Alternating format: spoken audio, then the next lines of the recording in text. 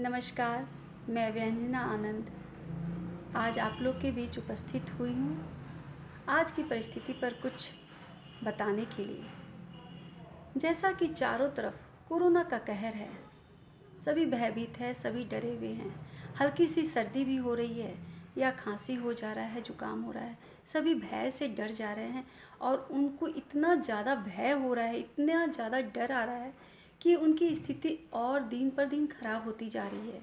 तो मेरा आपसे एक ही कहना है कि आपको हल्का सा कुछ भी हो रहा है, खराश भी आ रहा है, तो उसे इग्नोर मत कीजिए और डरने की बिल्कुल बात नहीं है। हम घरेलू उपचार से उसको देख सकते हैं, स्थिति को गंभीर होने न दें।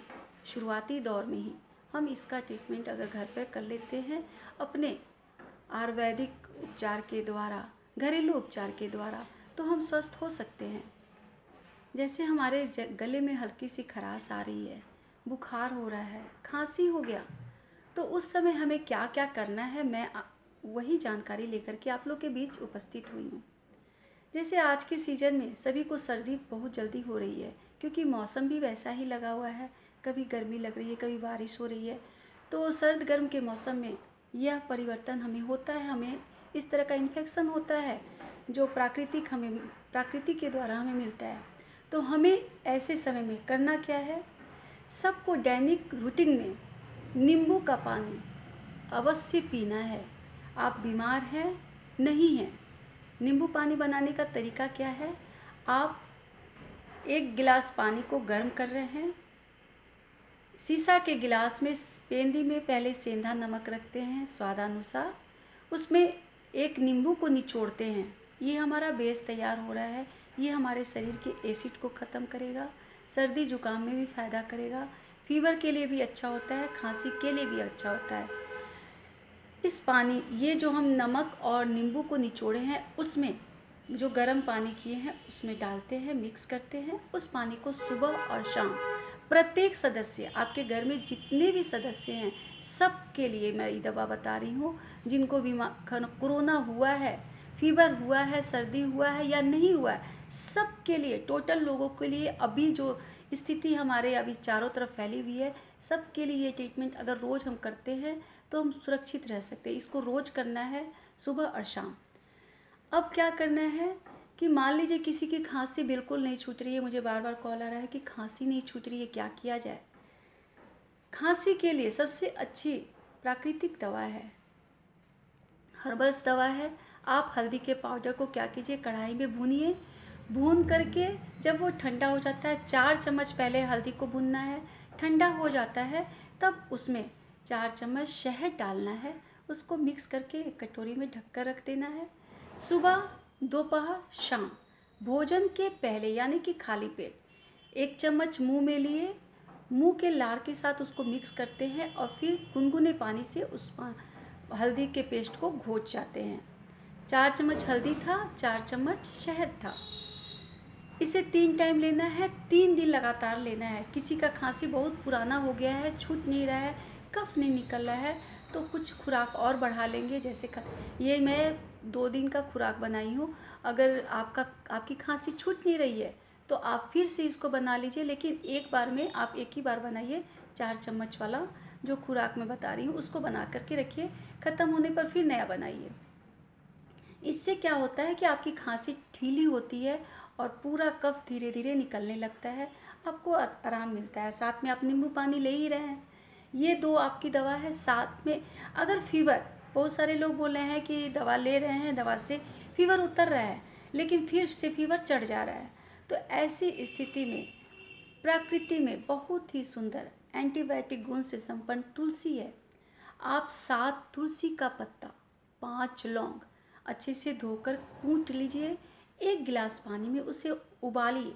उबालते उबालते जब पानी आपका आधा बच जाता है तब उसमें आप क्या करते हैं, एक चुटकी सेंधा नमक डाल करके इसे छान कर गरम गरम पी करके चादर ओढ़ करके सो जाना है।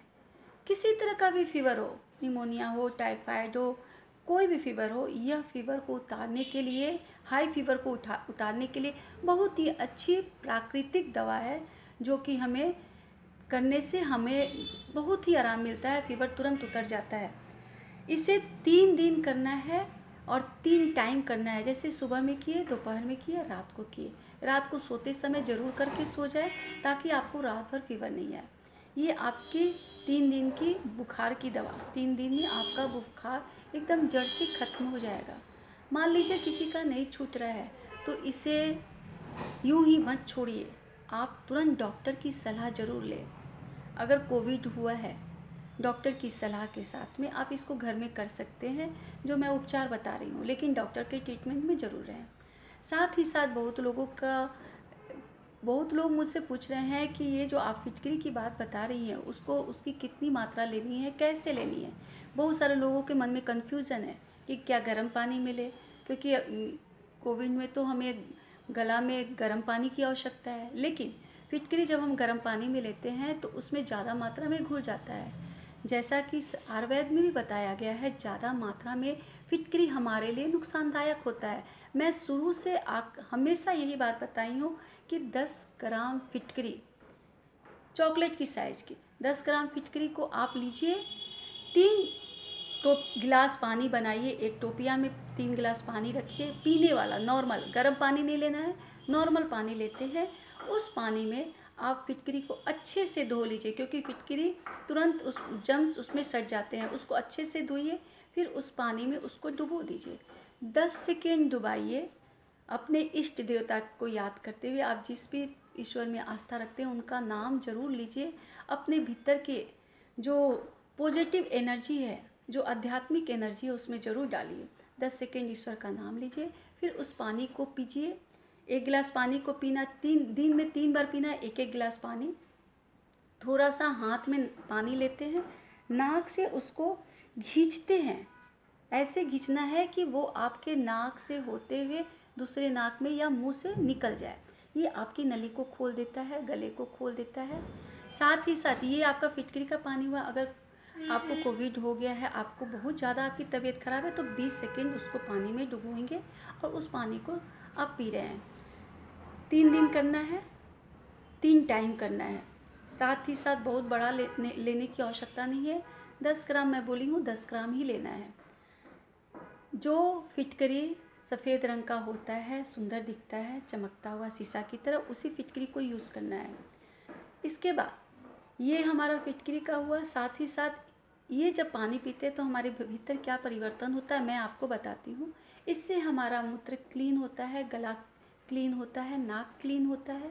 साथ ही साथ जिनको है ना अस्थमा की प्रॉब्लम रहती है, उनके लिए भी ये बहुत ही फ़ायदेमंद होता है, क्योंकि मैं इसको जिस अस्थमा के पेशेंट पे की, उन्होंने बताया कि अभी कुछ दिनों से जब से ये पानी पी रहे हैं तब से अटैक नहीं आया, तो ये उसमें भी कारगर हो रहा है। मूत्र वाले रोगों के लिए भी बहुत अच्छा फ़ायदा मुझे मिला, स्किन के लिए भी बहुत अच्छा इसमें काम करता है। साथ ही साथ यह जो फिटकरी का पानी पी रहे हैं, इसमें आपको क्या होता है ना, ड्राइनेस, आपका जल तत्व तो थोड़ा सा सूखने लगता है। तो आपको जब आप पी रहे हैं तो क्या क्या सावधानी बरतनी है। पानी अधिक से अधिक मात्रा में पीना है, लिक्विड डाइट में रहना है। जैसे लिक्विड डाइट में खिचड़ी खा रहे हैं, खूब गीला खिचड़ी खाए, दरिया खा रहे हैं, गीला दरिया बना कर खाना है, दूध रोटी खाना है, सब्जी में रोटी को भिगो करके अच्छे से खाना है, सूखा भोजन नहीं करना है, पानी की मात्रा ज़्यादा से ज़्यादा पीनी है, ये आपको लेना है। साथ ही साथ अभी के मौसम में क्या हो रहा है, सबको जिनकी तबीयत खराब है नहीं है, सबको क्या रहा है, वीकनेस बहुत ही ज़्यादा हो रहा है। अगर कोरोना पेशेंट थे, ठीक हो गए हैं, उसके बाद भी वीकनेस ठीक नहीं हो रहा है, वीकनेस दूर नहीं हो रही। तो वैसी स्थिति में आप डेली में इम्यूनिटी पावर को भी बढ़ाता है, आपकी शक्ति को बढ़ाता है। ब्लड प्रेशर के लिए, लो ब्लड प्रेशर जिनको रहता है उनके लिए भी अच्छा होता है। किशमिश, 12 किशमिश रात को भिगोते हैं, धो करके अच्छे से भिगो दिए। 3 छुहाड़ा रात को धो करके एक कटोरी में भिगोए, सुबह में खाली पेट इसको खाना है। किशमिश का पानी भी पी लेना है, छुहाड़ा का पानी को फेंक देना है, छुहाड़ा को खा लेना है, बीज को निकाल करके फेंक देते हैं।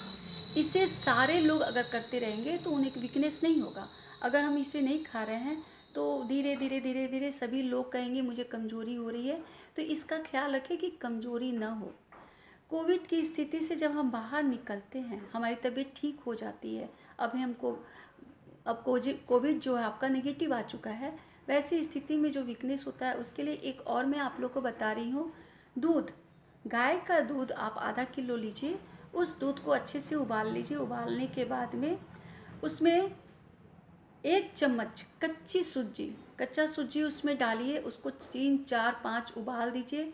देख लीजिए हाथ से दाब करके सूजी चूर गया है, सीज गया है, तब उसको थोड़ा सा उसमें गुड़ अपने स्वाद के अनुसार डालते हैं और उस खीर को ठंडा होने पर ड्राई फ्रूट्स डाल करके उसका सेवन करते हैं सुबह और शाम नाश्ते में।